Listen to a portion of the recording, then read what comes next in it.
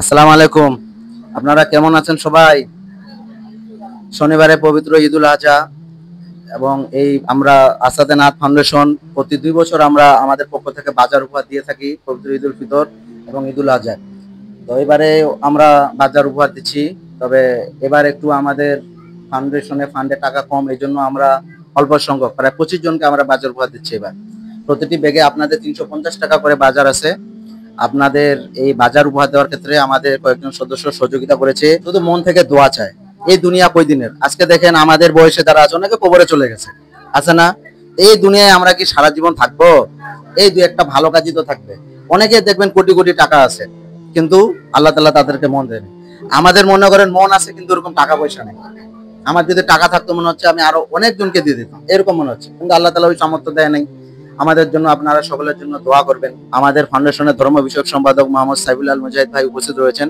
আপনাদের উদ্দেশ্যে সামান্য কিছু কথা বলবেন। আসসালামু আলাইকুম ওয়া রাহমাতুল্লাহি ওয়া বারাকাতুহু। প্রশংসা আল্লাহর জন্য, সকলে বলেন আলহামদুলিল্লাহ। দরুদ ও সালাম বর্ষিত আল্লাহ রাসূল সাল্লাল্লাহু আলাইহি ওয়াসাল্লামের উপর, আল্লাহুম্মা সাল্লি আলাইহি আল্লাহুম্মা বারিক আলাইহি। সম্মানিত মা ও বোনেরা, আপনারা এখানে আসছেন, আসলে এখানে তেমন আর কথা বলার সুযোগ নেই। মূল যে কথাটি সেটা হচ্ছে, কিছুক্ষণ আগে বললাম যে মানুষের ভিতরে বর্তমানে ইনসাফ খুব কম।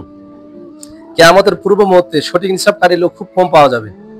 আজকে যদি ধনীরা ন্যায্য পরিমাণে তারা যদি তাদের সম্পদ থেকে জাকাত ওসর বের করতো, তাহলে আশা রাখি এলাকায় তেমন কোনো গরিব মানুষ থাকতো না।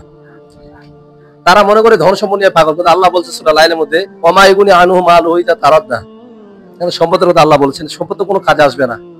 সূরা হুমাযার মধ্যে আল্লাহ রাব্বুল আলামিন বলেছেন, আল্লাহ জি জামা মালা ওয়া আদাদা, যে অনেক লোক রয়েছে তারা কি মনে করে যে ধন সম্পদ বারবার তারা হিসাব করে এই বছর আয় কত, ওই বছর আয় কত, হ্যাঁ, ইয়াহসাবু আন্না মালাহু আখলাদা, কিন্তু তাদের ধন সম্পদ তারা মনে করে যে ধন সম্পদ তাদের চিরকাল জীবিত রাখবে, অমর করে রাখবে, কিন্তু এটা ভুল।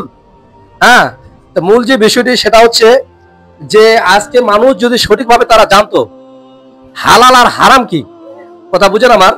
যেমন আল্লাহ রাব্বুল আলামিন তিনি হালাল হারাম সম্পর্কে যেগুলো আয়াত নাজিল করেছেন, একজন ডাক্তার বলেছেন যে আপনি গরু মাংস খাবেন না, খেলে কি হবে, আপনার এই সমস্যা হবে। অথচ ডাক্তার মনে করেন আমাকে বলেছে, আমি নিজের হাতে কি করলাম, গরু মাংস কিনে আনলাম এবং আমার স্ত্রী পাক করতে, আমি বাসায় দাঁড়িয়ে আছি, আমার নাকি ঘ্রাণ যাচ্ছে, কিন্তু আমি খাচ্ছি না। কেন খাচ্ছি না? যেহেতু ডাক্তার বলেছে আপনি খাবেন না, শুধু নিচে বাঁচবো যার কারণেই এত কষ্ট করে ইনকাম করার পর আমি খাচ্ছি না। কিন্তু আল্লাহ যে বলেছেন ইয়া আইয়ুহান নাসু কুলু মিম্মা ফিল আরদি হালালান তাইয়্যিবা, হে মানুষেরা তোমরা কি করো, জমিনে বুকে যত তোমরা ছড়িয়ে পড়বে, যেটা হালাল সেটা তোমরা গ্রহণ করো। আল্লাহ বলেছেন তোমরা হারাম খাবে না, এটা আমরা মানি না।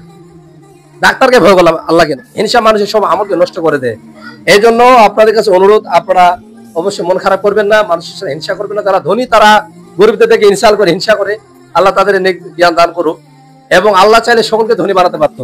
ইউক্রেন রাশিয়া যখন যুদ্ধ হলো, ফিলিস্তিনে দেখেন কত হাজার, একজন ব্যক্তি সাক্ষাৎকারে বলেছিলেন যে আমি কয়েক হাজার কোটি টাকার মালিক। রাশিয়ার একজন ব্যক্তি বলেছিলেন আমি কয়েক হাজার কোটি টাকার মালিক, অথচ আজকে একটা রুটি খাওয়ার জন্য আমি আকাশের দিকে তাকিয়ে আছি। চিন্তা করেন, মুহূর্তের মধ্যে আল্লাহ ফকির করে দিয়ে দিল। তো চাইলে কি আল্লাহ আমাদেরকে ধনী বানাতে পারতো না? এটা সম্পূর্ণ একটা আল্লাহ নিয়ামত।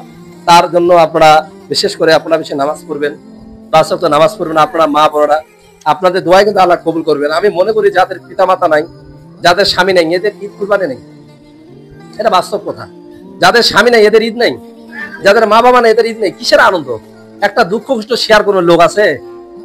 হ্যাঁ, এই যে ঈদের সময়, এই মনে করেন যে আমার বাসায় বরাবরই প্রতি বছরে আমার নানা আসতো, এখন আমার নানা মারা গেছে, শেষ, উনি আর আসতে পারতেছে না। আমার মা কি করে, প্রতিদিন ওই ঈদের দিন কান্না করে। যাদের স্বামী নেই তারা দেখেন ঈদের নামাজ পড়ে বাসাতে কান্না করে, খাওয়া দাওয়া খেতে পারে না, মশলায় কান্দাছে। তো বিষয়টা হচ্ছে এরকমই যে আপনারা অবশ্যই মন থেকে দোয়া রাখবেন, আপনাদের দোয়া আল্লাহ কবুল করবে। আমিও মন থেকে দোয়া রাখি, আল্লাহ আপনাদেরকে সুস্বাস্থ্য দান করুক।